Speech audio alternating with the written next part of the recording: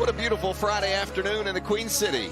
Yes, we are at Charlotte Motor Speedway. This is NASCAR Camping World Truck Series practice and qualifying. So great to have you with us today. Trucks already fired and rolling for this 20-minute practice session. We'll qualify and then race later tonight. And you see a very comfortable day here in the Charlotte area. Great to have you with us today with a couple of former Charlotte winners, Michael Waltrip and Phil Parsons. I'm Vince Welch, and, well, it's a home game for a lot of these guys. Is that better or worse? I mean, your schedule is already full on a race weekend. Now you got to stay home and take care of the honeydews. Yeah, it's just a special time of year for NASCAR, Vince. We're here at the Charlotte Motor Speedway home game, like you mentioned. But first and foremost, this Memorial Day weekend, we're going to race, we're going to honor, we're going to remember, and somebody's going to stand on their truck in victory lane and have a great celebration because all their friends and family are in the stands. Their crew members that work so hard on the trucks are down on pit road enjoying their friends and family being here. Phil, it's my favorite time of year. This race tonight at this tough Charlotte Motor Speedway is going to be a lot of fun to watch. Yeah, I love it here. Kyle Busch's favorite place too, right? Yeah, it's a playground. Yes, it is. It's amazing the job that Kyle's been able to do here. He's won here 8 times in the truck. I think 19 times overall in all 3 series. But not only Kyle Busch, KBM is also very good here. John Hunter Nemechek won this race last year, but this is just earlier this year. Watch that 18 truck, Chandler Smith, a KBM driver. That was Kyle in third right there. We're not used to seeing him run third. It's usually first or second, but he was able to get by Zane Smith and go on to victory. Obviously, the KBM truck's really good. Corey Heim also won this year in a KBM truck at the mile and a half at Atlanta. Hey, you talk about Kyle Busch Motorsports not used to finishing second or third. I mean, he hasn't won a race yet in the truck series. He's 0 for 3, and that's nothing compared for most drivers, but it's been 9 years since Kyle Busch went through a truck series without winning multiple races. He's only got 2 left because he's only allowed to run 5, so what's his chances tonight? He's got to be the favorite. I think every time he unloads a truck, especially here in Charlotte, he's the favorite. But there's a lot of good competition here, though. Good point. Let's go downstairs to Josh Sims. Josh? Oh, you know, and you guys talk a lot about Kyle Busch and just how dominant he's been in a truck here at Charlotte. I mean, 8 wins, far and away the most in the field, and he has that streak of 9 straight years with not just a win in the truck series, but multiple wins. So time is kind of running out. He's got those 3 starts. He's been top 3 in all of those starts, but no wins just yet. So the pressure is on for the 51 team. And I talked with Marty Lindley just a few minutes ago before he went out there, and he admits the pressure is always on when Kyle Busch is behind the wheel in the 51 truck. But he simply said to me, the key, go fast. As simple as that, go fast, and you've got a shot to win. And that starts here practicing, finding out what kind of a setup they have to see if they have enough to get a win here later tonight, guys. Well, it's interesting because not only is Kyle Busch the winningest driver in series history with 61 wins, but he's also won more races on a mile and a half than any other driver. And his team is really, this is the wheelhouse of KBM Motors, Kyle Busch Motorsports, the mile and a half. You know what I love? If you ever wondered, sitting at home watching, wondering how good Kyle Busch is, we're making a big deal out of him being 0 for 3. Yeah.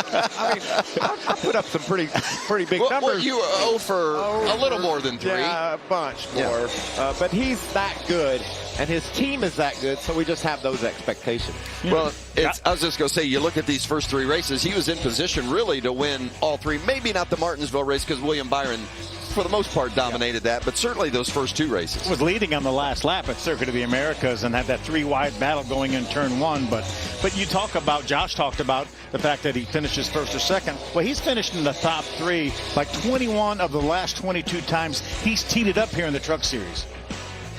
Very impressive, and we'll, I'm sure, talk a lot about Kyle throughout the course of this day. How can you not when he comes down and plays in the truck series? I like this guy, Vince. Matt DiBenedetto has been putting together some pretty solid runs lately. Got off to a bit of a rocky start. 10th at Daytona, 6th at Vegas, but then after that kind of put the skids on. 7th, 11th, and 10th the last 3 races. They're getting some momentum. He's an awesome race car driver. He's going to win in the trucks, and I think they're creeping ever so closely to just that. Yeah, I was talking to Chad Kendrick, his crew chief down in the garage area. He said, we're just inching closer. You know, he said it's really difficult and challenging here, especially when that team is based in Nashville. It's not one of the teams that's based here. This is not a home game for them, but they have done a nice job. A lot of talent there. And love to see that Rackley Roofing team do well. And we know Matt DiBenedetto can get it done. Speaking of getting it done, certainly Ben Rhodes has proven his capability as well. And is it a big weekend for Rhodes in the sense that they were 27th at Texas? I mean, it's been a while since they've really kind of challenged for the win. Yeah, 4 straight top 5s with a win a few races back, and then 2 outside the top 10 lately. And they had a point lead, regular season point lead. He's lost that now. So yes, a lot of concern for this team. Oh, we enjoy it so much. It is a big weekend for NASCAR here in Charlotte.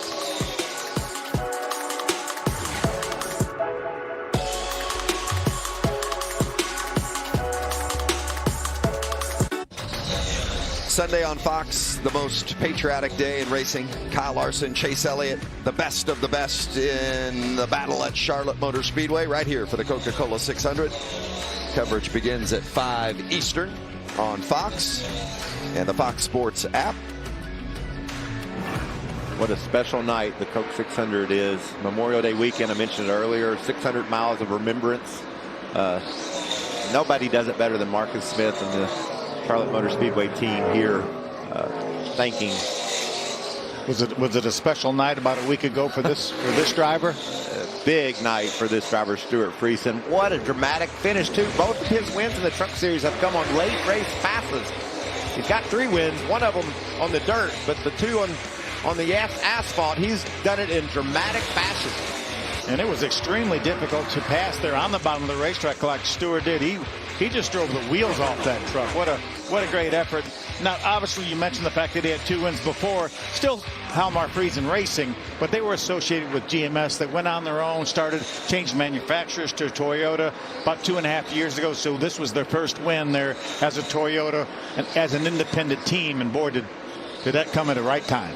And the only driver over the age of 25 to win this season. I mean, it's turned into a young man's game. For so many years, we saw the veterans ruling the roost, and not the case here in 2022. That goes back even to last year, like 15 or 16 races that the winners were age 25 or less. Speaking of age 25, Ben Rhodes, last year's season champion. Josh? Yeah, and Ben Rhodes told me that the biggest weakness the team has right now is 1.5 mile tracks. He says they just haven't had the speed they wanted. So the last couple weeks, they've actually arrived at the track with the truck more trimmed out than usual. Usually they like to arrive ready to drive, but they've been working on these trucks before the race. And right now he's saying it's really not firing off the way he wants it. He needs the rear to be way more anchored. So a work in progress for the 99 team when it comes to these 1.5 mile tracks, guys. Well, I think rolling off the truck close to where you need to be is critical no matter where you are, because you only get 20 minutes of practice. That's not a lot of time to fine tune. Yeah, and what I've seen in this practice session, Matt DiBenedetto did roll off close. He went out and ran 5 consecutive laps. He is the fastest truck in that category, so keep your eye on 25 tonight. This track really likes a veteran driver. It's a tough racetrack. Rhodes, one of 5 who has scored a win this season, and when we look at the playoff standings, you see that Ben Rhodes is 2nd in the overall playoff standings with that win, trailing just Zane Smith, who has 3 victories. Yeah, 19 playoff points. Great start to the year for Zane Smith. Really great finish to the year last year.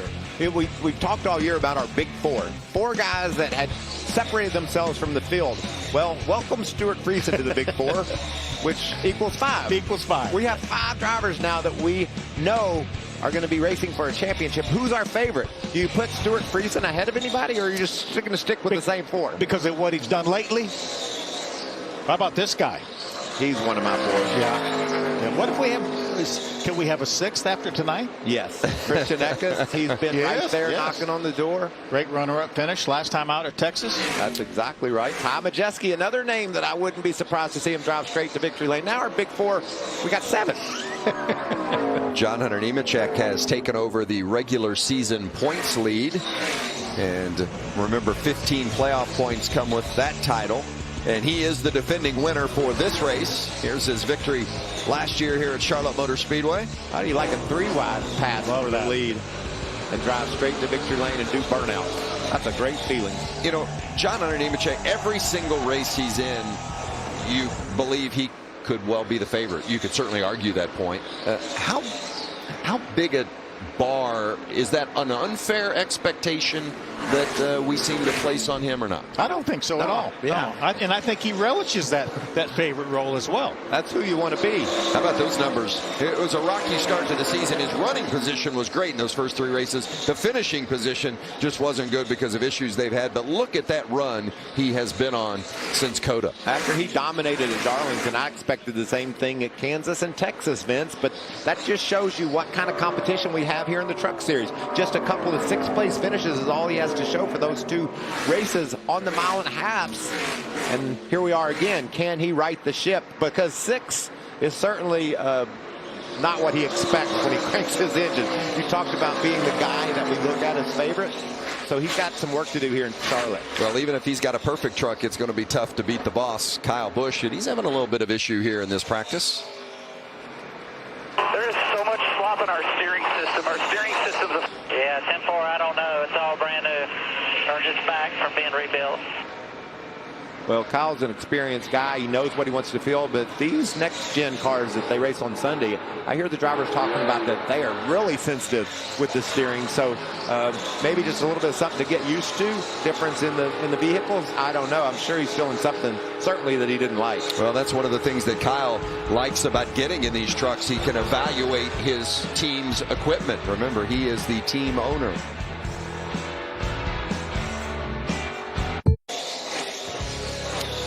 Charlotte Motor Speedway, final 2 minutes of practice for the NASCAR Camping World Truck Series prior to qualifying. And then we'll go racing a little bit later tonight as you see the 66 of Ty Majeski.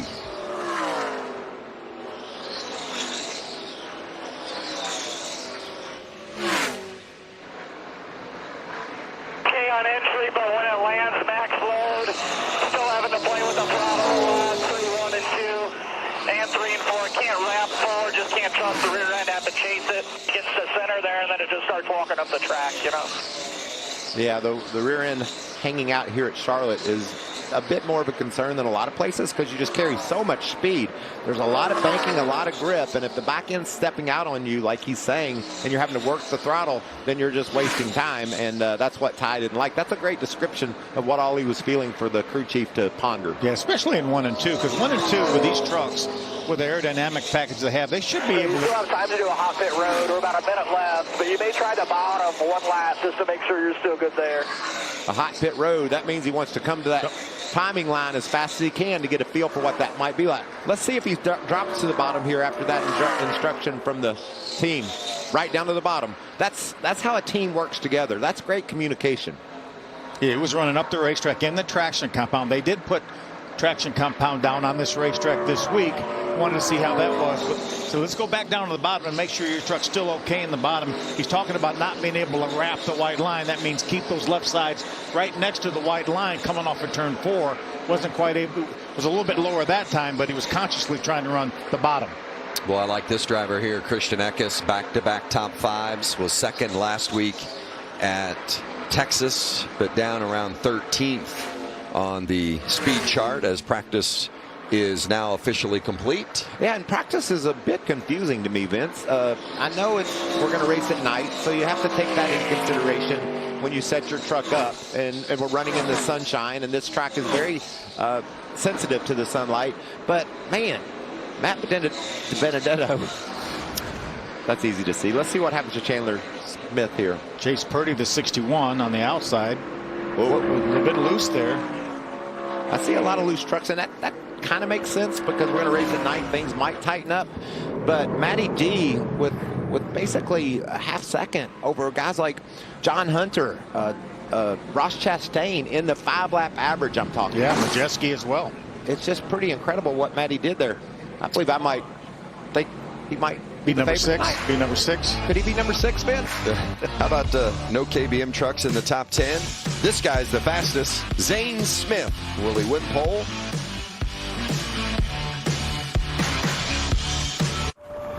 One of NASCAR's crown jewel races on Fox. I pledge allegiance to the flag. We're racing for them. Of the United States of America. Oh, trouble! Get your popcorn ready. With liberty and justice for all. Back at Charlotte Motor Speedway, our 20-minute practice for the Camping World Truck Series is complete. And getting ready now for qualifying. Remember, we'll race later tonight. Weather looks good. We had some rain early this morning, but I think we're all set for a great weekend here at Charlotte Motor Speedway. It's the 5th of 7 mile-and-a-half races on the schedule, and you see our winners so far this season. Who do you like out of this group for tonight? If it's not Kyle Busch, who we've determined is the favorite. Zane Smith has a third-place run here, but Ford has never won here at Charlotte Motor Speedway. Wow. Which I found that hard to believe, but Zane Smith's certainly going to be carrying the banner for Ford. Maybe a little surprising that John Hunter Nemechek isn't on that list of mile-and-a-half winners this season. Hopes to put himself there later tonight. Let's get more with John Hunter and Josh Sims. Yeah, John Hunter Nemechek going for a 4th straight pole, but I see you're 14th on the board after practice. What more do you need to get another pole like you want? We got to make some adjustments here. The guys have brought a decent Pi Barker Fire Alarm Services Toyota Tundra TRD Pro here today. I don't feel like our long run is terrible. We didn't really have much fire off speed. Brand new truck for us here this weekend, so working out a few bugs here in practice. Just trying to figure it out. So hopefully we can make the right adjustments going into qualifying. I feel like I've been telling you the same thing every week, and then we're fast afterwards. So hopefully we can go set on another pole. If not, I need some wins. Got to get some race wins instead of poles. So hopefully we can start up front, stay there, and try and go win the race tonight. Thanks and good luck, John Hunter. You know, Vince, that list of the different mile-and-a-half winners, the only thing those 4 tracks have in common are their distance. They're a mile and a half. They're all so diversely different. The way you attack them, the way you drive them. Texas last weekend with the flat turns 1 and 2 and the banks 3 and 4. That doesn't happen in any other of these racetracks. And I will say the same thing about Charlotte. To me, these corners are tighter. The angle into the corner, the entry into the corner is a more abrupt turn down. A big jump off the back straightaway down into turn 3. So that's what I love about this racetrack, is just the challenges that it presents. And I think if you sat Stuart Friesen's truck that he won Texas with last week beside the truck that he's racing here, they're going to look the same, but there's some subtle nuances because they feel like they need more downforce here. There's some things that they can do to get a little more downforce. It's nothing really to the naked eye, but these trucks will come with maximum downforce here at this racetrack, where they were trimmed out like Ben Rhodes was talking about being trimmed out. They would be more trimmed out last week. Here I think they're going to have maximum downforce. Qualifying up just ahead, and we've heard a few different drivers talk about maybe having some issues with the handling, etc. How about the one of Haley Deegan being pushed behind the wall? Not a good sign. We'll find out what's going on there when we come back. A big surprise is you see the 3 Kyle Busch Motorsports drivers, John Hunter Nemechek, Chandler Smith, the team owner, Kyle Busch. None of the 3 were in the top 10 during that 20-minute practice session. In fact, when you look at the kind of the speed chart from that session, there's a lot of question marks. We got us scratching our head. What did you make of that session and what that's going to lead to for qualifying and maybe the race later tonight? Phil and I got some phone calls to make. We got to get down there to pit road and find out what just happened, because I've never seen a session that's confused me quite like this one.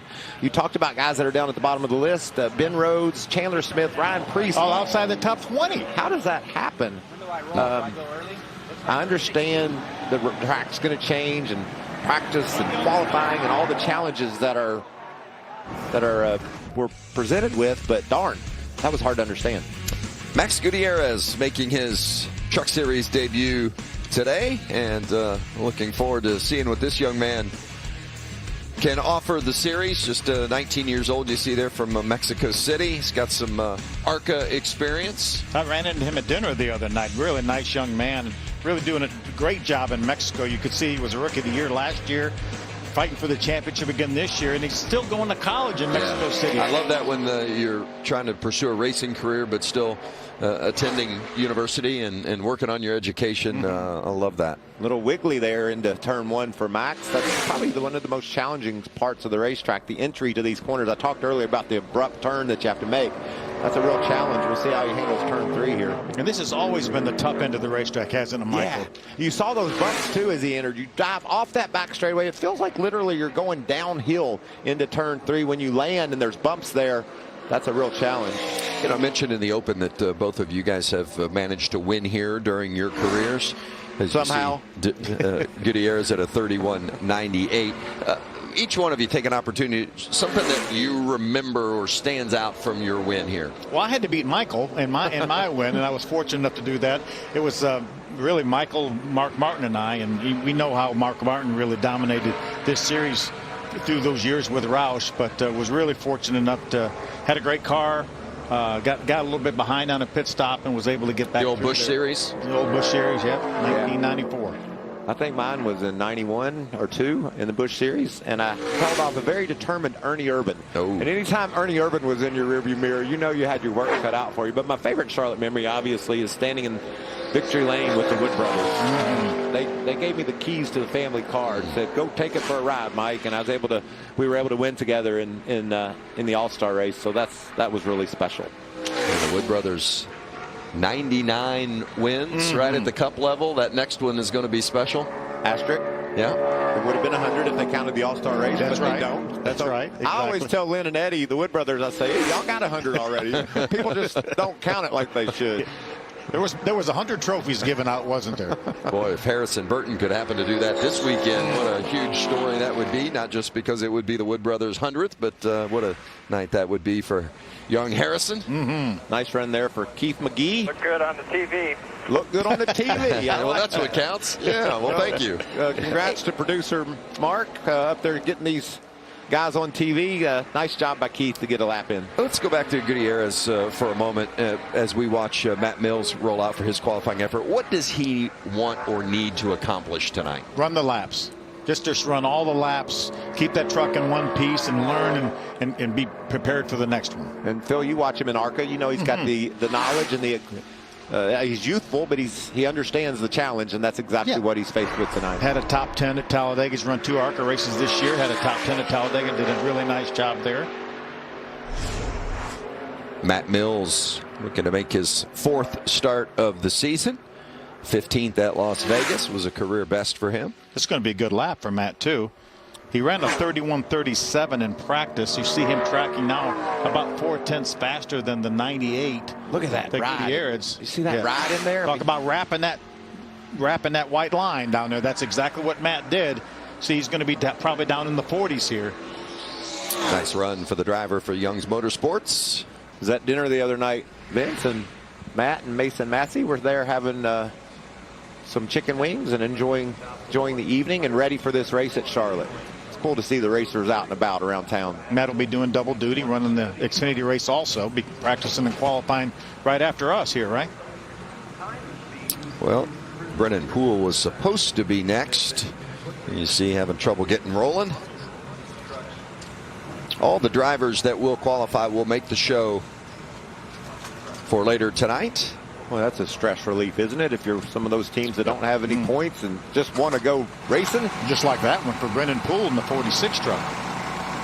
So Chris Wright will go next, as you see quickly Kyle Busch, who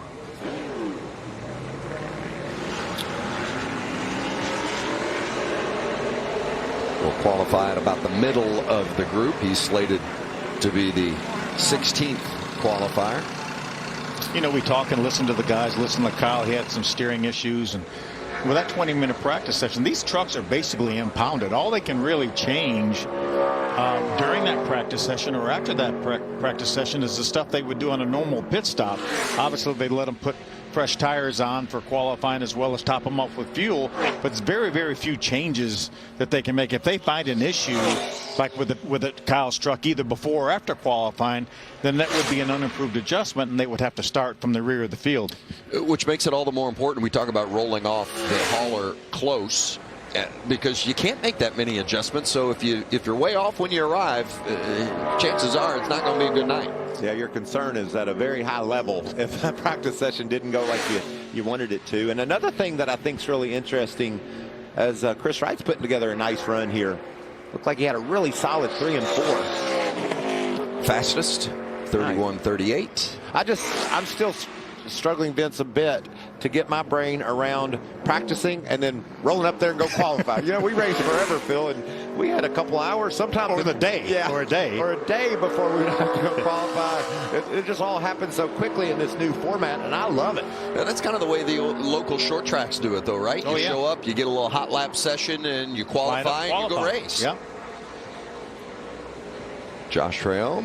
That's a good-looking truck for Josh. Yeah, I was looking at it down on pit road. It's got a nice paint scheme on it. Very well-built truck, you could tell. Josh works really hard at putting together good trucks. We saw Brennan Poole with some issue. The truck wouldn't fire, but they have gotten that taken care of, so he'll be next after Josh Trail. I like that entry there, Vince. You saw him just whip it right down to that blue and white line.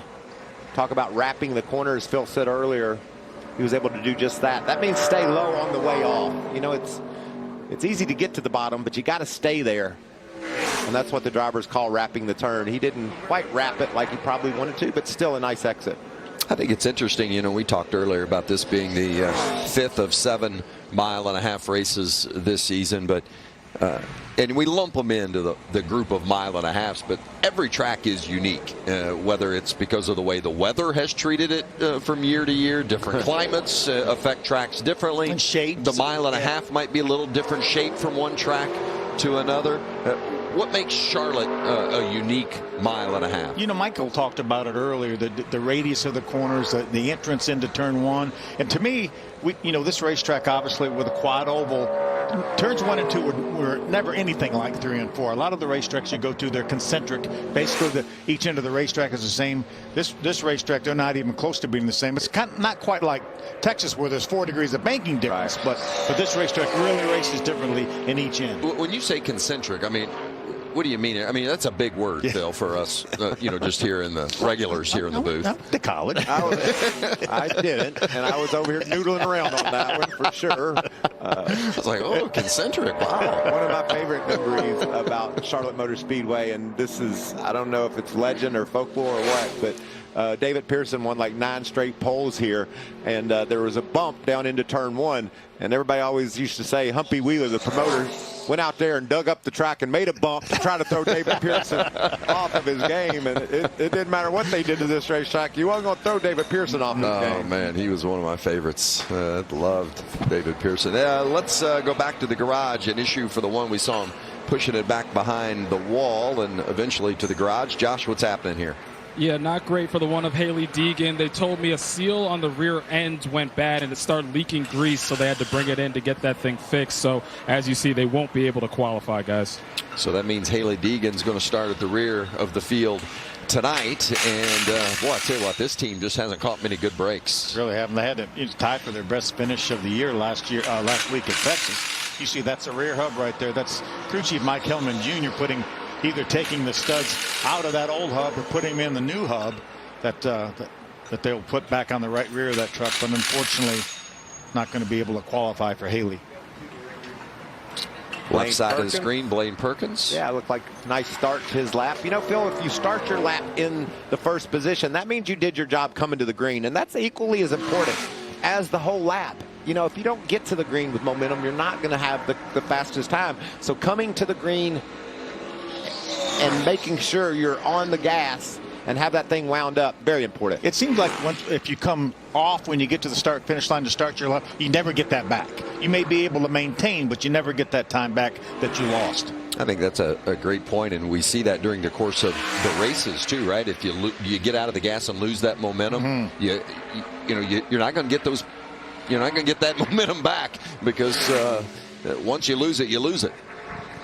Everybody else around you is running wide open while you're out of the throttle trying to catch something. I raced a little sim racing here yesterday at the track in one of the rigs, and man, this place, even on a sim, it takes you back to the 90s and 2000s, you know, when we raced here, just how tough this place is. They do such a great job with simulators these days, and Coca-Cola and USO had a rig down in the Midway. New Speed Street love that. to the Charlotte Motor Speedway. Flo Rida's doing a concert tonight. Steve Miller Band tomorrow night. That's what I want to see tomorrow night. Steve Miller Band. Yeah. And Leonard Skinnard on Sunday, right? That's right. It's a big Give me weekend. 3 steps. You know Boz Skaggs used to play with Steve Miller back in the day, Michael. No, I didn't know that. I assumed you did, though. We'll come back with more 70s music history after these messages here on FS1. In NASCAR, the journey begins with one simple start. Turn, bump, win, and celebration. I am the NASCAR Camping World Truck Series. I am NASCAR. Back at Charlotte Motor Speedway, we've qualified 8 so far, so quite a ways to go before we crown the pole winner, and maybe it'll be one of these guys. Zane Smith, fastest in practice. Ryan Preece, always good. Preece running all 3 races this weekend. Yeah. Wow. Great opportunity for Ryan. He's done such a great job driving that 17 truck, winning in that 17 truck. Yeah, first time ever in the Truck Series at Nashville last year. He went to victory lane. How about this guy, Colby Howard, Simpsonville, South Carolina. Just 21 years old, and you see early in his Camping World Truck Series career, just 14 starts, but he has impressed me this season. Yeah, he had a nice streak going prior to last week with 3 top 13s in a row. Can you have a top 13? You can. Yeah, I guess he did just that. Yeah. Looks But like a pretty good lap going here, though. So you see him tracking almost 0.2 of a second quicker than Chris Wright. I like him because he's always on the gas. Look at that, right down to that blue and white line. And that's wrapping the corner. That's a great turn. Really impressive with all the bumps and the challenges you have going into turn 3 to be able to run like that. That looked good. 31:17, fastest by far so far for Colby Howard. His first trip here to Charlotte Motor Speedway in the truck. Just for comparison purposes, Vince, Zane Smith was the fastest in practice, and he ran a 30:50-ish. So, Josh, he was fast in practice. Can he back it up? Yeah, that's the big question. Can you back it up? I know you have the speed. I don't want you to get hit, so move out of the way of the car. But also, I saw you having that conversation with Ryan Preece as well. You know, what little insights were you gleaming from him? Yeah, we were just comparing our trucks there. Our trucks come out of the DGR Fab Shop and then over to front row. So our stuff is very similar, but I feel like we unloaded with a really good arcade Big Fat Center F-150. It's just so hard to tell what you have in the daytime here versus racing at night. So just making sure we get tightened up enough for later on tonight. Thanks and good luck. How about the difference with what you qualify or practiced and then qualify, and then what you're going to have tonight under you? Phil, you know this. This track, for some reason, is just more sensitive to sunlight than any other racetrack we go to. Yeah. It just, if a cloud comes over, you can pick up a couple of tenths of a second. So I talked earlier how the practice session sort of confused us as to who was running where in the running order, and that could mean that some of the teams that didn't have a good practice are going to have a really good night tonight, just because of the history of this racetrack. We've seen it a lot. And on pit road, Vincent, you know this. I mean, you'll look up and down pit road, and everyone's looking up at the sky, seeing if they're going to get a cloud when it's their time to qualify, because literally a cloud can pop out 30 seconds before you qualify and stay during your qualifying run, and it's going to help on the stopwatch. I used to look up at the sky and pray. Yeah, but that helps too. That always please helps. help me. Yeah. Uh-oh. That's not a good look for Lawless Allen. Trying to hold on to it. That's the opposite of wrapping the corner. That's the worst possible scenario too, because he doesn't come to the start-finish line with any speed. Way too high. So doesn't feel good about that for sure. And must have kept his leg in it, though, Vince. Got a lot of wiggle still in that run. Okay. Tough off a turn, too. He had to get back out of the throttle. You can see the tracker now going the wrong direction and him dropping down the running order. You fans of Lawless Allen, make sure you tune in race day tonight before the race. A feature on Lawless. And you see he is 10th of the 11 to go so far, so they've got some work to do on that truck, and Josh has more. Yeah, down here with Ryan Preece doing all 3 races this weekend. Let's focus on the truck, one thing at a time. Didn't have the speed I know you wanted during practice. What's it going to take to get back to what you had last week? If you look at last week, we were kind of in the same boat. We didn't have a whole lot of speed. We're just tuning on it. Not really showing the hand yet, so hopefully these adjustments get us in the right direction and qualify up front and keep some track position and try to win tonight practice doesn't pay anything, the race does. So thanks to racechoice.com for coming on board last minute to do this race. Wasn't even scheduled to do it, so that's really cool. And Hunt Brothers, 2 more with the Xfinity and the Cup race, so a lot of miles. And Ryan Preece has finished top 10 in every single one of his truck starts. How about guys. that record of finishes? I know it's early on and just 6 starts, but boy, his body of work looks pretty good. Here's Derek Kraus. McNally Hegelman, 8th a couple of weeks ago at Kansas. His best of the season. Finished 8th here last year in this race. Going to go to the top of the board here, Vince. Well done. 31:05. Kind of get the feeling these guys are maybe turning the corner a little bit, pointing in the right direction. Had that great top 10 run at Kansas a couple of races ago. I think so, Vince. I just feel like this kid's got a lot of talent. Bill McAnally does such a great job with Napa and that whole organization. A couple of trucks fielded from that shop, so hopefully sharing some notes and making some progress. Yeah, the 19 had some bad luck last week at Texas, but they've got some good runs in them, that's for sure. As you look at the 30 of Tate Fogelman. Tate through the middle of the racetrack, through the traction compound, coming to the green. We usually see a much different coloring on the racetrack when the traction compound's down. I know this is an evolving science, exactly how much of that stuff you put down, and this looks like it's a lighter dose of it, so we'll see how that plays tonight. I know there's a lot of Cup drivers and Xfinity guys that are really curious to see where these guys go, how they race this track. Yeah, I've had a couple people text me and say, hey, are they going through the top of the racetrack coming up to speed? Want to know if they're going up in that traction compound to get up to speed before they get to the green flag. Has the traction compound served its purpose or run its course? I think it's served its purpose, and I think we'll continue to see it.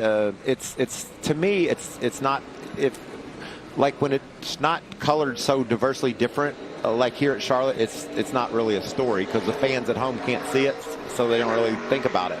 Well, last week at Texas, without a doubt you could see. Yeah, and so that's the big deal. I think there's research, and you continue to evolve. Like I said earlier, I don't think it's a problem to have it on there. It's just not the story. The story is the truckers and the vehicles that they're driving and the drivers.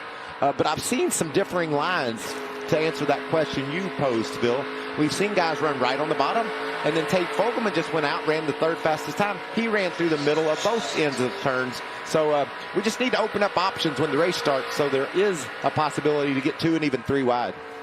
Tyler Ankrum tracking fastest. Well, dips now just below Derek Kraus, and maybe struggled there off 2, huh? You see him working in that cockpit of that truck. Watch these bumps into 3.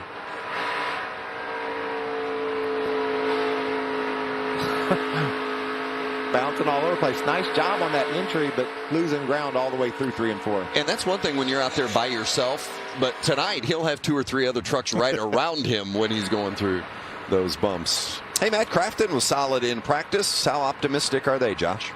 Yeah, 4th fastest during practice. How do you hold over that speed to qualifying and then, of course, the race? We just kind of went back to basics this week and kind of some of the stuff that we ran in the past here, and we've been pretty good here in the past, so we went and worked on the TRD simulator a lot this week and just refined on it and tuned on it a little bit, but I think the Spinard Toyota Tundra is pretty good, so looking forward to tonight. Tires a little bit more staggered than we've had in the past and definitely a little bit freer, so hopefully we've made all the right adjustments to get a little bit tighter than practice.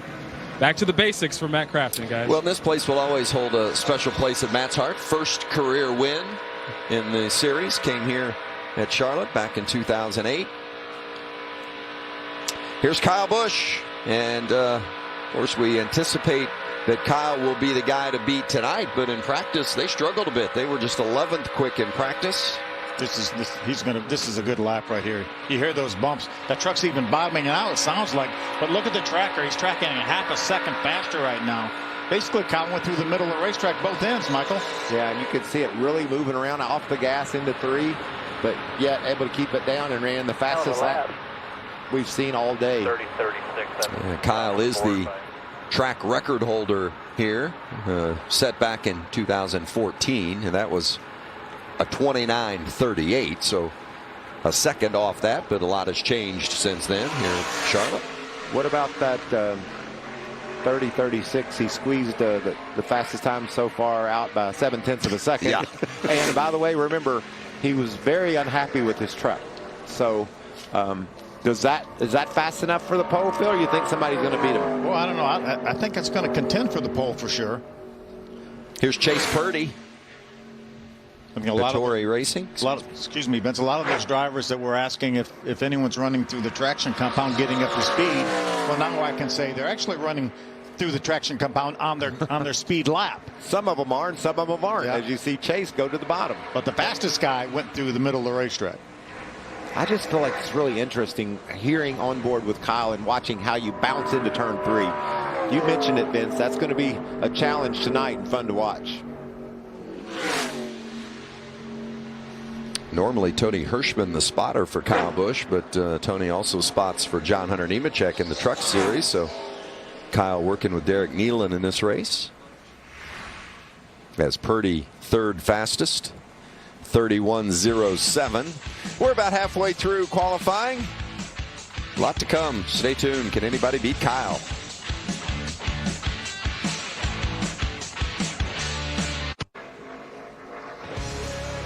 Charlotte Motor Speedway, a beautiful Friday afternoon, and good Fast Friday to you. Vince Welch, along with a couple of former Charlotte winners, Phil Parsons and Michael Waltrip. Josh Sims down on pit road as we watch the 56 of Timmy Hill, the Maryland native. Always enjoy the effort that Timmy puts forth at this small group. See Timmy running through the middle of the racetrack. Don't think that these other drivers and crews, spotters, don't take note of when somebody like Kyle Busch, the line he runs and puts that number up on the board. Yes, the plans changed pretty quickly. Where did Kyle go? Was asked a lot, I expect. Timmy's brother Tyler runs some races in the Camping World Truck Series as well. Not in the race this weekend, but Timmy running the 56 full time, and good to see him put that number up on the board. Let's go back down to Josh. Here with Grant Enfinger, have been searching for the speed each and every week to be able to compete for wins. How you feeling after practice? Do you have something? I feel pretty good about it. I actually think we're really good in 3 and 4, which is, you know, from my experience here, is always kind of the struggle point. The bumps are really bad in 3, but I feel pretty good through there. Struggling a little bit at the 2/3 mark of turns 1 and 2. So Charles and Ike has a plan for that. We're going to work on it. He's had a lot of success here. He won here a couple years ago. This place has been a little bit of a struggle for me, but I feel like we got a pretty good Champion Power Equipment Chevrolet for tonight. And then Michael wants to know how Wilbur's doing. Wilbur's excellent. I mean, he got a little rain this weekend. He's not a big fan of the rain, but he loves the mud. So he's having a good day today. As long as Wilbur's happy, everyone's happy. Of course, Wilbur is Grant's pet pig that Mike befriended a couple of weeks back. Yeah, sweet pig. Got a great living quarters at Grant's house as well. Grant's got a lot going on at his house. He also builds race cars in his garage sometimes. Speaking of, oh, go ahead, Mike. I was going to say, not only does he know how to drive them, he knows how to build them. Jack Wood, the rookie for GMS, slots into the 4th position. I was going to say, speaking of pig, I had some great $1 billion bacon at the Speedway Charities, Children's Charities event last night. Wilbur might be watching this, Vince. Not a good segue. Is that no, don't mention that on the hills of Wilbur. Like, he has feelings, you know. But a tip of the cap to Marcus Smith and all those at Speedway Children's Charities for a great event last night at the Ritz here in Charlotte. Job well done. It was a terrific event. Bubba Wallace impromptu got up on the stage and played drums a little bit. It's a good show. Yeah, I saw him on the grid walk at Texas, and he was talking about the fact that he had been getting back into it a bit, playing some drums. So it's cool that he's got to do that. And saw some great pictures from the event last night, Vince. You and Adam Alexander and all the Fox Sports team there representing. Thank you for that. It was a fun night for a great cause. As you see Austin Wayne Self looking like he's got a good lap rolling here. Tracking second quick, dropping down a bit as he gets through 3 and into 4. You could sure see those bumps going in turn 3, couldn't you, Michael? Yeah, that's just making me it's just crazy how rough it's gotten. I know it's always been that way, but it just seems like if the truck's not set up just perfectly, you can tell exactly all that's going on that entry. Well, that's what I was going to ask you. The setup, can you make those bumps less impactful, and that's what the faster trucks are able to do, get through the bumps better?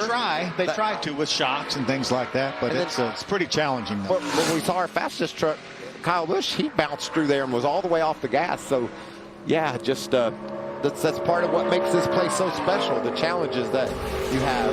Look at that entry by Ross Chastain, way up above most of those bumps. See how that pays off for him as he comes to the green.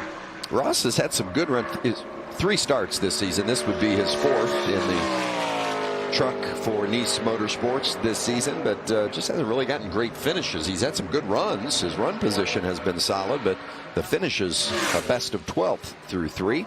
Good lap going. They're only tracking about a 10th now, a little bit more than that behind what Kyle ran in practice, now a 10th and a half. Let's see where he runs down here. Way above it. Way above it. A little bit higher, actually, than Kyle did, I think. I think so, too. And look, he's gaining on Kyle. Remember, he was a 10th and a half going into turn 3 behind. Now he's only going to be just, what, about a half a tenth? Vince, 400ths of a second off what Kyle ran. Good lap for Ross. And that when I said he went above it, he went above where the bumps are the most drastic. Yeah, so, still bumps up there, right? Yeah, still bumps, but he went higher than I think we've seen anybody so far. So more communication from spotters to drivers, explaining to them what lines different trucks are taking. Jesse Little making his 7th start of the season. Going to run a partial schedule for Young's Motorsports. I think they've got about a dozen races slated. Yeah. Jesse had to start out the year with that great 6th place run at Daytona. Top 20 in practice earlier today, so he's got some speed. Of course, his dad could get it around the racetrack back in the day as well. Yeah, he could. Long-time Xfinity Series competitor. Also ran a good bit in the Cup Series as well. Jesse worked hard for these opportunities. Was building trucks a couple of years ago and now runs part-time. Where's he from, Mike? He's from Sherrills Ford, North Carolina. About a rock's throw from where Macy Waltrip was born. Going to be a pretty good lap here for Jesse.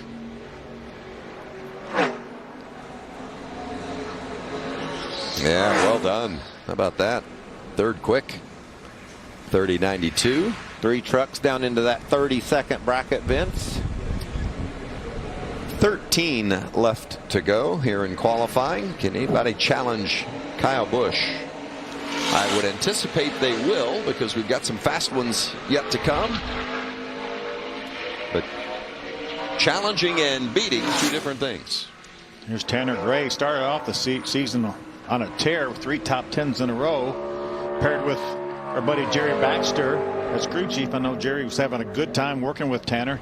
They've had a little bit of trouble lately not getting the finishes. They've run better than the finishes they're getting, but trying to turn it around here at Charlotte. Well, it's frustrating, isn't it, when you feel like you're running pretty well, but you have nothing to show for it? And that's the case for this team. Tanner, very talented racer, and Jerry Baxter, obviously a smart crew chief. But, man, they've hit some, like you said, bad luck lately. But hopefully some speed here at Charlotte. Turn this baby around. Now, he did win here across the street from this racetrack back when he was NHRA Pro Stock champion, the youngest ever in the history of NHRA. He went all 4 wide on him. Yes, he did. 3rd quickest. Oh, great lap, good, too. Really good. Within a 10th, almost a little over a 10th of what Kyle ran. I'm thinking the middle of the racetrack may be the way to go here. What do you think, Mike? I agree. I think middle to high, like we saw Ross do. And you can see right there, Zane Smith really going high, getting up to speed. That goes back to what I said earlier, how you've got to get it wound up so when you come to the green, you're rolling. And you want to take advantage of every square foot of this racetrack you can as you come toward the green. And I think we'll get a little indicator of how good Kyle Busch's lap is by what Tanner Gray puts up on the board here. Zane Smith. Zane was fastest in practice. Now Zane ran the bottom down there in 3 and 4. Let's see what he does at 1 and 2. In the red. There he jumps up. You know what I love about that, Phil? He heard where Kyle went. He heard where Ross went. He said, I know where I'm going. I'm going straight to the bottom. He did it coming to get the green, and he's going to do it on this green flag flyer too. A little rough down into there as we saw, and he washes out up off the corner. Can he hang on?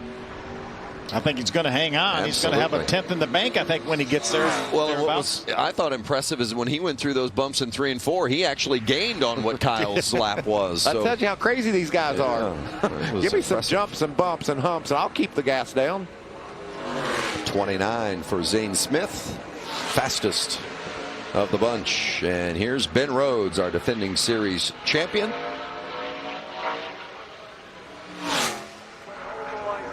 Finished 3rd here in the race last year.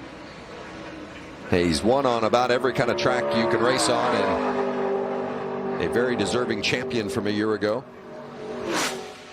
Short track, dirt, 1.5 miles, super speedway.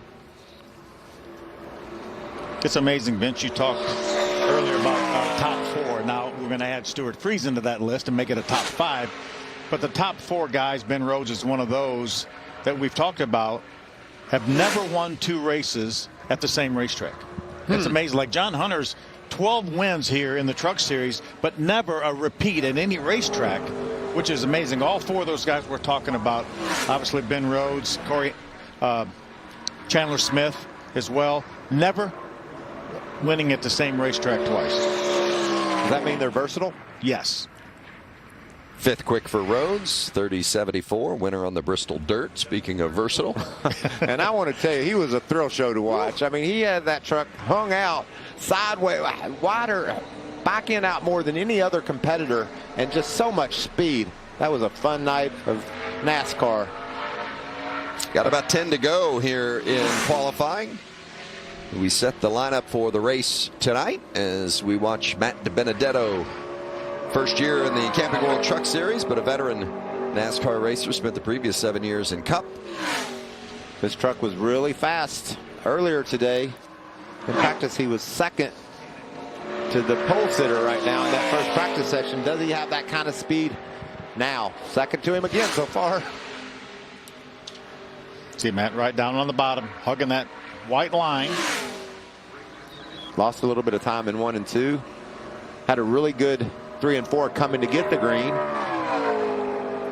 Been hovering around the top 10 in their results this season. Not satisfied with that, but from 10th to 5th, that's a big jump. It sure is. Still going to be a good lap here. Going to slide in, looks like maybe 5th. Right in front of Ben Rhodes for Matt DiBenedetto, 30.643. The team and Matt are thinking we can win from here. Absolutely. The average win position, 7.5 at Charlotte, so that's row 4. So if you 7th or 8th, 10 trucks left. We know he's going to be in the top 15 if every other truck beats him.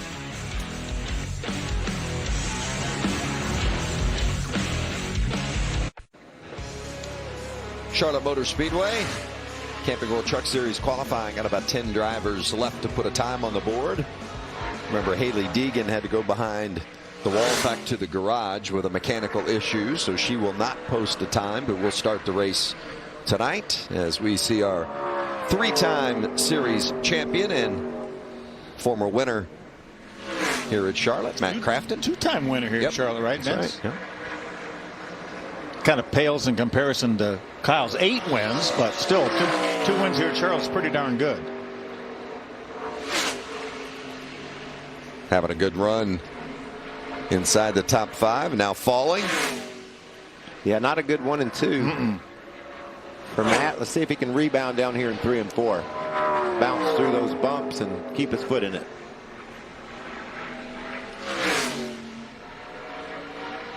Said they went back to, whoa, man, scary. That was a big one. A huge wiggle there for Crafton. Said they went back to basics with their setup today and looked good in practice, but a bit of a struggle here on this qualifying attempt at a 31.11. 31.11, and this was a oh me moment. He just steps out a little bit and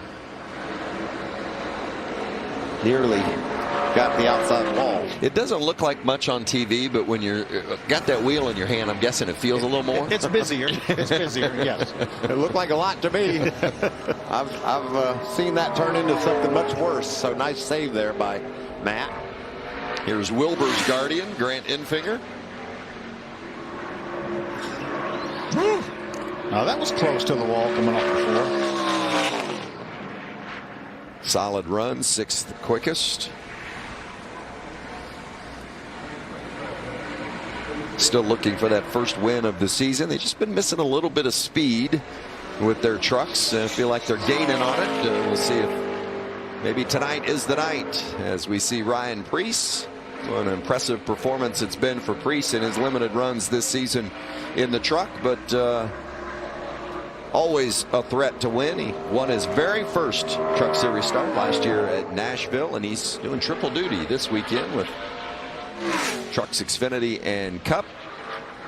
Mike will be working double duty here today because we've got a 30-minute break with a little race hub in between, and then you've got Xfinity Series practice and qualifying with a friend Adam Alexander. Yeah, me and Double A going to tell you about the Xfinity cars. I'm going to open up that file in my brain and put it on the table. Close the what an exercise that is. Well, you don't know how many files are up there.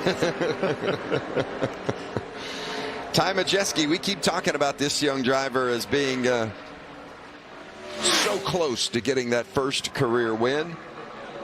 Talk about coming to the green. He came to the green in the green. And he's still in a real good spot to maybe grab this pole.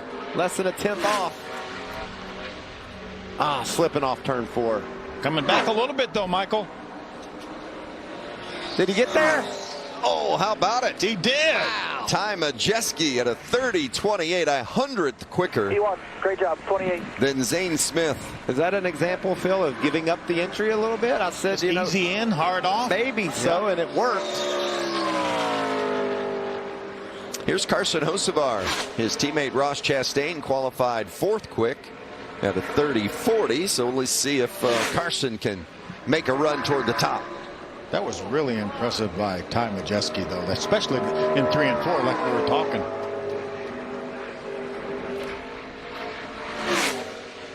I love this kid's spirit. Just such a fun young man and can wheel these trucks.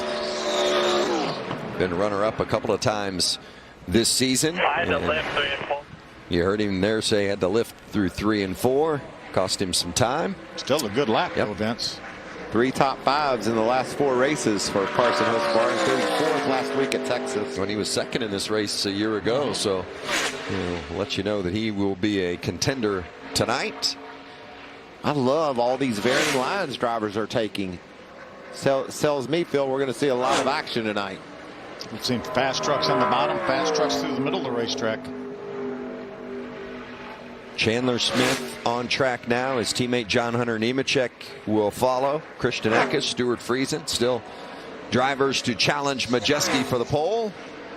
As Smith slots into the 7th position.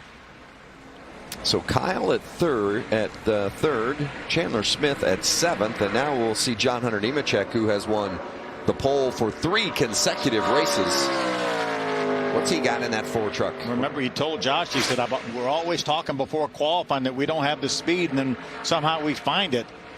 I don't think it's going to happen for him for a pole here. No, he got loose in 1 and 2, and you can see it's hurting him all the way down the back. It's been 15 years since a driver won 4 consecutive poles. Well, back to Mike Skinner getting it done, and it's not going to happen for John Hunter Nemechek. His run of 3 consecutive poles comes to an end here at Charlotte Motor Speedway. 13th fastest for Nemechek. You know, Michael talked about him getting loose down in 1 and 2. It's hard to me. It was always hard. And if I was in bad shape down in 1 and 2, then I had another end of the racetrack to go through. Probably a more challenging end anyway here at Charlotte. Christian Eckes. Yeah, he elected to go down to the bottom of the turns 1 and 2.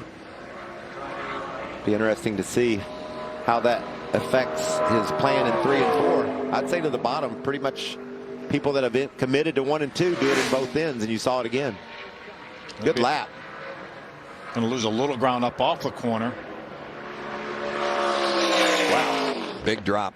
See how tight it is right there, Vince. 50, 51, and he slots in with a 58.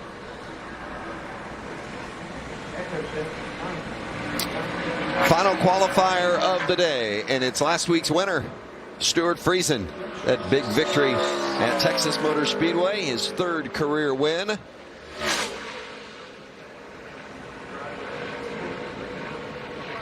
Call that the 2nd lane for Stewart.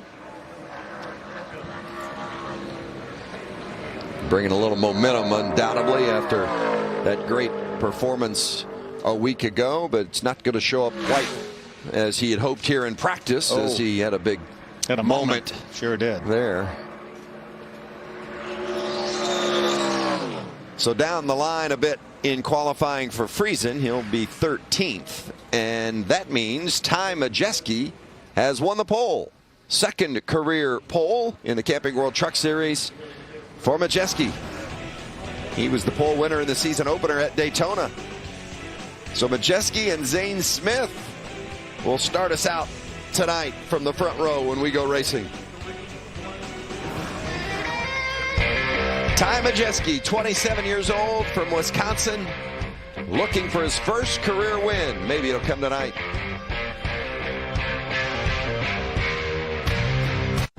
Second pole of the season for that 66 group. That's Ty Majeski in ThorSport. Winning pole here at Charlotte Motor Speedway on this beautiful Friday afternoon. And the field is now set for the race tonight. Race number 10 of the season. What about downstairs to Josh Sims, unless you'd like to add something, No, Mike. I'd like to hear from Josh. Okay. Right now. Great toss, Vince. Sorry I stepped in there on you. You just do whatever you'd like to do and let us know where we're going. How about that? Talk to him, Josh, please. Well, I would like to hear from the pole sitter, and that's Ty Majeski. Showed the speed. How do you transfer that over to tonight? Charlotte Motor Speedway is very temperature dependent, right? The track goes through big swings with temperature changes. This North Carolina sun is hard on the surface, and obviously going to change a lot tonight. So going to lean on Joe, my crew chief. He's got a ton of experience here and a few wins. So looking forward to it. Had Road and Rage on the truck last week, American Racing this week. So thankful to have good partners at ThorSport, and hopefully we can put this Toyota Tundra TRD Pro in victory lane for Duke, Rhonda, and everybody at ThorSport. They work hard for this. 2nd pole of the season for Ty Majeski. Yeah, well done. Lineup for tonight. Alongside Majeski will be Zane Smith. How about some of these names? Tanner Gray, good effort there in row 3. Talked about Fords never winning here. 3 Fords in the top 8 with Ryan Preece in row 4. De Benedetto, solid qualifying effort back there in row 5. And then I think some question marks. Friesen, John Hunter Nemechek. Potential winners, though, back there outside the top 10. Well, starting them out in the middle of the field, that's for sure. Spencer Boyd, Brennan Poole there in row 14. And Haley Deegan did not qualify. They had a mechanical issue, so she was not able to post a qualifying time. So her work is cut out for her tonight. And it's going to be a busy one, including Xfinity Series practice and qualifying coming up. The ARCA Menards race later this evening, and then, of course, our Truck Series race, 8:30 Eastern, right here on FS1. Coming back, Race Hub with Shannon Spake is just around the corner. Shannon and company, and thanks for being with us this afternoon. For Michael Waltrip, Phil Parsons, Josh Sims, I'm Vince Welch. Congratulations, pole winner Ty Majeski.